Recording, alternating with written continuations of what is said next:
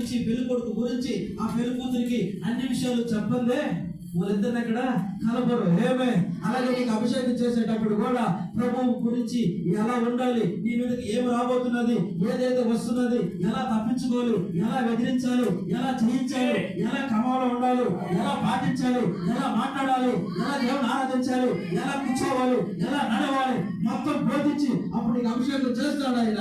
ఈ తెలుసు కూడా వీళ్ళు ఏమంటారు, అభ్యంతరం పెడుతున్నారు. అక్కడ ఆయన వాళ్ళకి ఏం చెప్పలేదే, ఆయన మనకేమి చెప్పలేదే. ఈ 5,000 మందికి నేను ఏం చేయాలని కొంతమంది అభ్యంతరం పడుతున్నారు. కొంతమంది ఏమంటున్నారు, ఆయన ఆల్రెడీ చెప్పున్నాడు కదా, వీళ్ళు ఎందుకు ఇలా అడుగుతున్నారు, ఓలే ఆ యొక్క 70 మందిలలోనే అభ్యంతరం పడిపోతున్నారు. ఆమె అదవుతున్నదా వాక్యం. ప్రైస్ ది లార్డ్, హల్లెలూయా. కొంతమంది ఏమంటే ఆయన ఆల్రెడీ చెప్పి కదా అభిషేకం చేసింది, వీళ్ళు ఎందుకు చెప్పలేదు అంటున్నదే. అభ్యంతరం పడుతున్నారు 70 మంది. 5,000 మంది మాత్రం నీ వల్ల వాక్యం ఏంటో ఆమెను పడుతూ ఉన్నారు. హల్లెలూయా. కానీ 5,000 మంది కాడ, ఈ కాపర కాడ, ఈ